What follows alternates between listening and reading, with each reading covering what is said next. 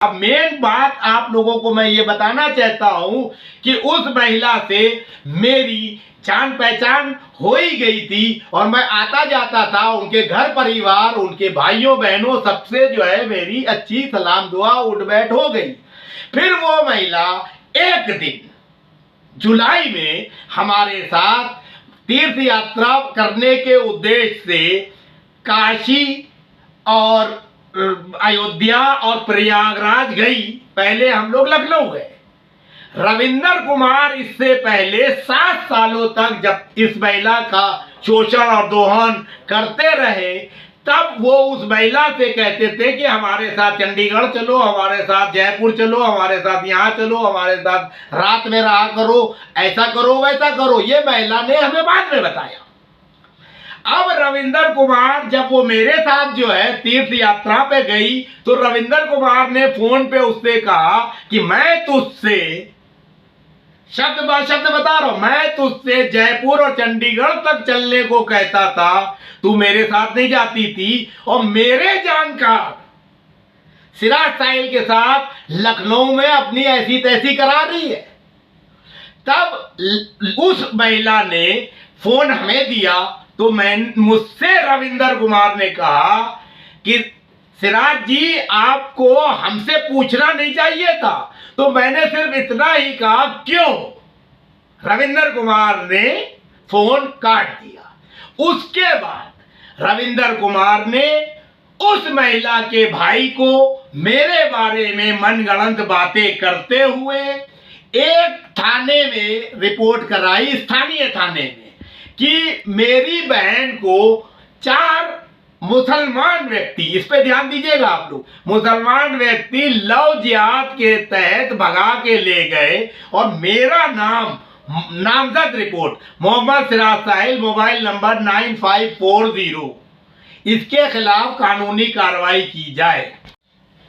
रविंदर कुमार ने उस महिला के भाई के मार्फत मालवीय नगर में जो रिपोर्ट लिखाई, उसमें मेरा नाम चिराग साहिल लिखाया और ये लिखाया लव जिहाद के तहत ऐसा किया है इसने 4 लोगों के साथ मिलकर, जबकि मेरा वास्तविक नाम मोहम्मद सिराज साहिल है। जब हम और वो महिला बनारस में काशी विश्वनाथ मंदिर जा रहे थे, तभी उस थाने के जांच अधिकारी श्री अमित का फोन मेरे मोबाइल पे आया। उन्होंने कहा कि आपके खिलाफ थाने में शिकायत है, ऐसे ऐसे आप महिला को जबरदस्ती लेके गए हो।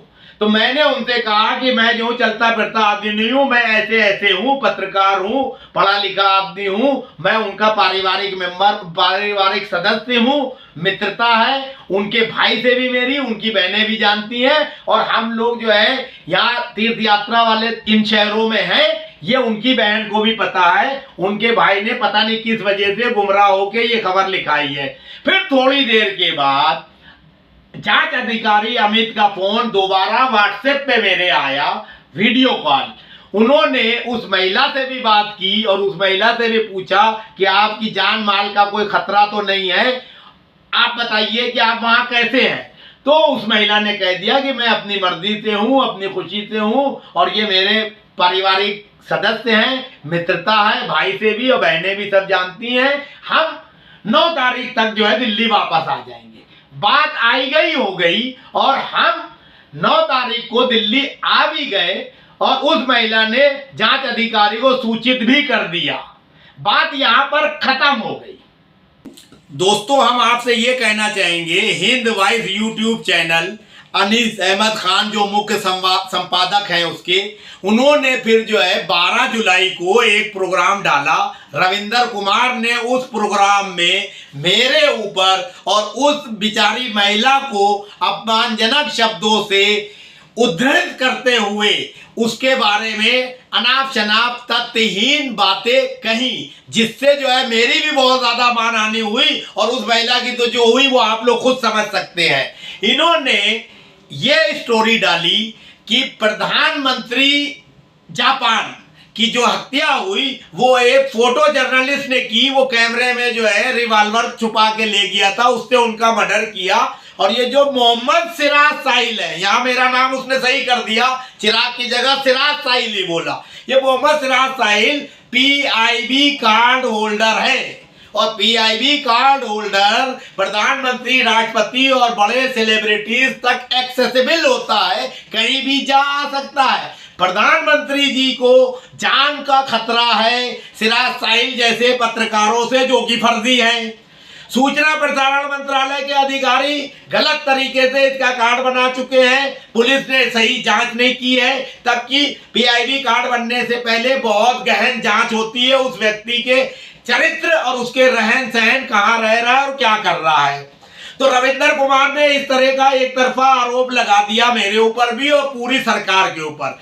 इस चैनल की खासियत ये है कि इस पे जितने भी प्रोग्राम होते हैं, वो चाहे अनीस अहमद प्रस्तुत करे रविंदर कुमार के साथ, और चाहे कोई दूसरा पत्रकार किसी और नेता के साथ या पत्रकार के साथ, उसका एक सूत्री एजेंडा और मकसद होता है कि भारतीय जनता पार्टी की सरकारों को, केंद्र सरकार को अस्थिर करना, बदनाम करना, हिंदू मुस्लिम में।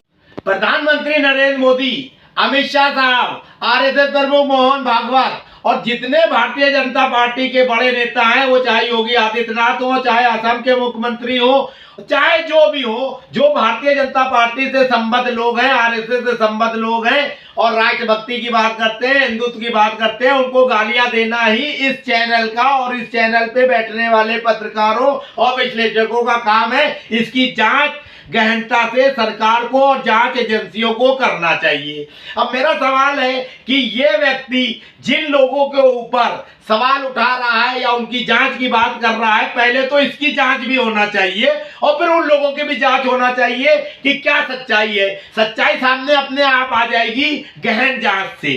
सबसे पहले तो ऐसे व्यक्ति को जो पत्रकारिता जैसे सशक्त माध्यम का दुरुपयोग करते हुए देश में अफरा तफरी पैदा कर रहा है और माहौल खराब कर रहा है, इस व्यक्ति ने एक सबसे बड़ा आरोप लगाया कि पीएफआई के फंड से सिराज साहिल को आर्थिक सहायता मिलती है और वो उस तरह की गतिविधियों में लगा है जो देशद्रोही की कैटेगरी में आती है।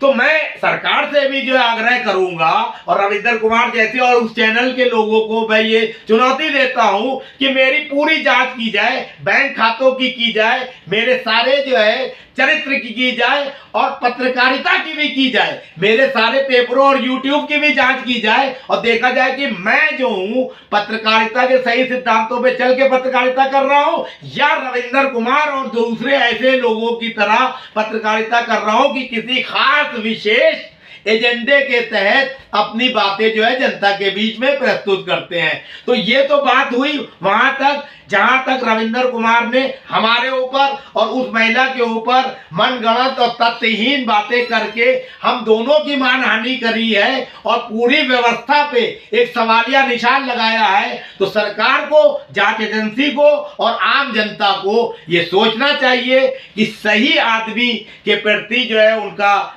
सही तरीके से रुझान हो और जो नकारात्मकता की पत्रकारिता कर रहे हैं ऐसे लोगों को उनको पर्दाफाश करना चाहिए और उनकी बातों में नहीं आना चाहिए। मैं तो कहता हूं कि सारी चीजों की जांच हो ताकि दूध का दूध और पानी का पानी हो जाए।